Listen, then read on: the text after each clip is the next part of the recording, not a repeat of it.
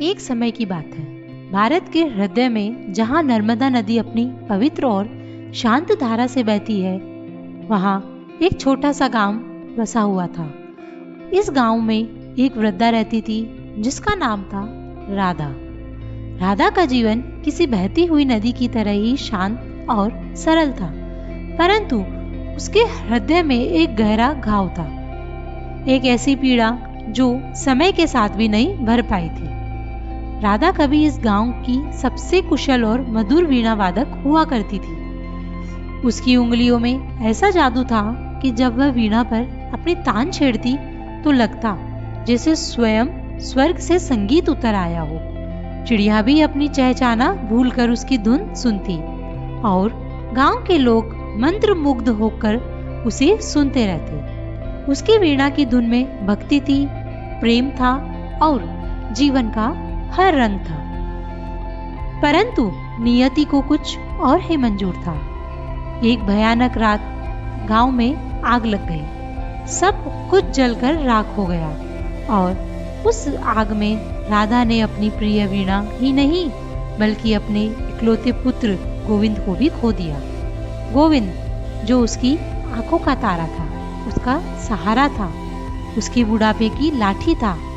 इस घटना ने राधा के जीवन को पूरी तरह से ही उजाड़ दिया।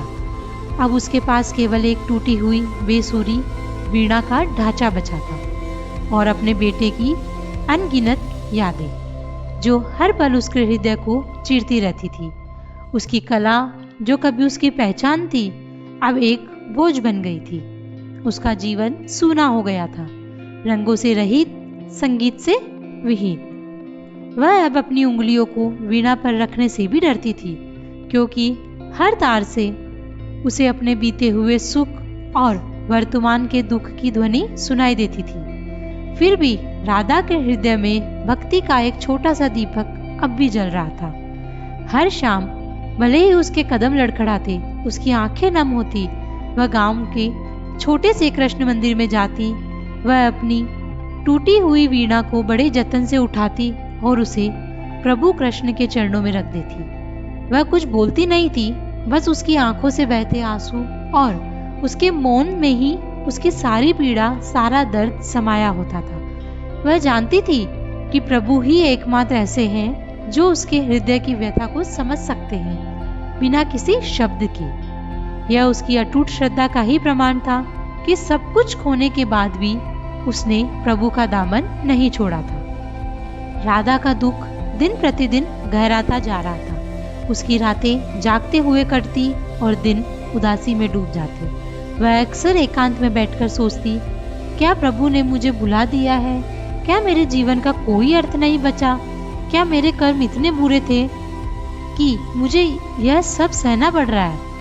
उसकी आंखों से बहते आंसू रुकने का नाम ही नहीं लेते थे। गांव वाले भी उसे देखते तो उनका हृदय करुणा से भर जाता। वे उसे दिलासा देने की कोशिश करते, कुछ खाने को देते, पर कोई भी उसकी आत्मा के घाव को भर नहीं पाता था। वे जानते थे कि राधा का दर्द इतना गहरा है कि उसे शब्दों से कम नहीं किया जा सकता।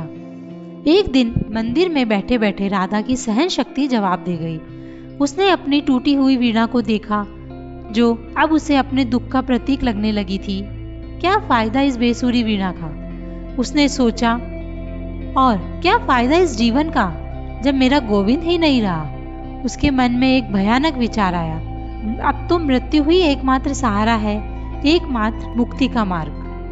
जीवन ने उससे सब छीन लिया था, उसका पुत्र, उसकी कला, उसकी पहचान, और अब उसका विश्वास भी डगमगाने लगा था। उसके होठों पर कभी राम नाम का जाप रहता था, पर अब वहां केवल एक गहरी लंबी आह थी जो उसके हृदय के टूटने की गवाही दे रही थी। उसने अपनी वीणा को वही मंदिर के कोने में छोड़ देने का निश्चय कर लिया। उसके मन में आया कि वह अब कभी वापस नहीं आएगी और अपने जीवन का अंत कर लेगी। यह उसके जीवन का सबसे निम्नतम बिंदु था, जब आशा की हर किरण बुझ चुकी थी।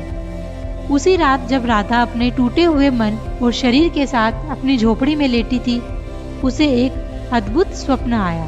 स्वप्न में उसे एक अत्यंत मधुर मादक मुरली की धुन सुनाई दी। यह धुन इतनी मीठी थी कि उसने राधा के हृदय को छू लिया, उसकी आत्मा को शांत कर दिया।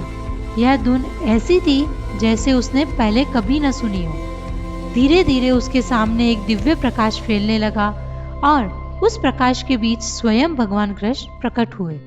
उनके माथे पर मोर पंख सुशोभित था, उनके होठों पर वही मनमोहक मुस्कान थी और उनकी आंखों में असीम करुणा झलक रही थी। राधा उन्हें देखकर स्तब्ध रह गई। उनका सारा दुख, सारी पीड़ा क्षण भर के लिए विस्मृत हो गई। कृष्ण ने अत्यंत शांत, करुणा भरी और मधुर वाणी में कहा, हे राधा, तुम क्यों इतनी विचलित हो? तेरी वीणा टूटी है, तेरा हृदय तो नहीं टूटा। तेरी भक्ति ही सच्ची धुन है जो ब्रह्मांड के हर कण में गूंज रही है। मैं तुम्हारी वीणा में नहीं, तुम्हारे प्रेम में निवास करता हूँ। यह दुख, यह पीड़ा, यह सब क्षणिक है। मेरी लीला का एक छोटा सा अंश है। तुम्हारा समर्पण ही तुम्हें मेरी लीला का वास्तविक अनुभव कराएगा।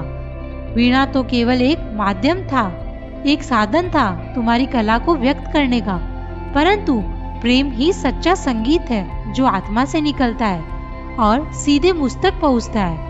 अपनी दृष्टि को मोह से हटाकर मुझ पर केंद्रित करो और तुम्हें सब कुछ स्पष्ट दिखाई देगा। प्रभु के इन शब्दों ने राधा के हृदय को गहरे तक छू लिया। उसके कानों में प्रभु की वाणी गूंजती रही और उसके हृदय में एक अद्भुत शांति उतर आई। उसे लगा जैसे वर्षों से जमा हुआ बर्फ पिघल गया हो। स्वप्न भंग होते ही राधा की आंखें खुली। उसकी आंखों में अब आंसू नहीं थे, बल्कि एक नई चमक थी, एक नई आशा थी। उसके अंदर एक नई शक्ति का संचार हुआ था। एक ऐसी शांति का अनुभव हुआ जो उसने अपने पुत्र और वीणा को खोने के बाद कभी महसूस नहीं किया था। उसे प्रभु के शब्दों का गहरा अर्थ समझ में आया।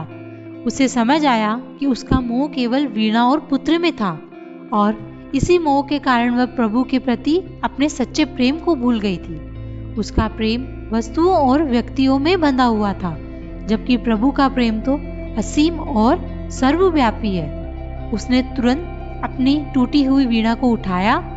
इस बार उसने उसे बजाने का प्रयत्न नहीं किया, क्योंकि उसे पता था कि सच्चा संगीत वीणा से नहीं, हृदय से निकलता है। उसने वीणा को बड़े प्रेम से अपने हृदय से लगाया, जैसे वह अपने बेटे को गले लगा रही हो।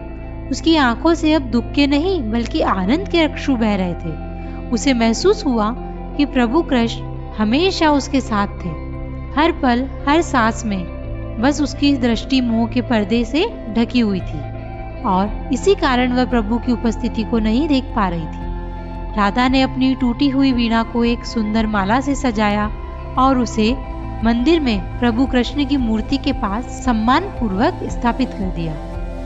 वह वीणा अब उसके मोह का प्रतीक नहीं थी, बल्कि उसके प्रभु के प्रति अटूट प्रेम और समर्पण का प्रतीक बन गई थी।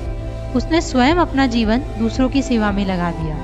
उसने गांव के बच्चों को कहानियां सुनाना शुरू किया, बूढ़ों की मदद की, बीमारों की सेवा की और हर जरूरतमंद के लिए सहारा बनी। उसके चेहरे पर एक दिव्य मुस्कान रहती थी और उसकी आंखों में वह शांति थी जो केवल प्रभु की कृपा से ही मिल सकती है। जैसे जैसे उसने निस्वार्थ भाव से सेवा की, गांव में उसके नाम की चर्चा होने लगी।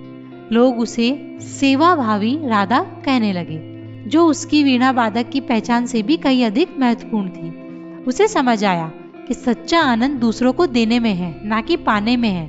उसके जीवन में फिर से संगीत लौट आया था, पर यह संगीत वीणा का नहीं, बल्कि सेवा और भक्ति का था।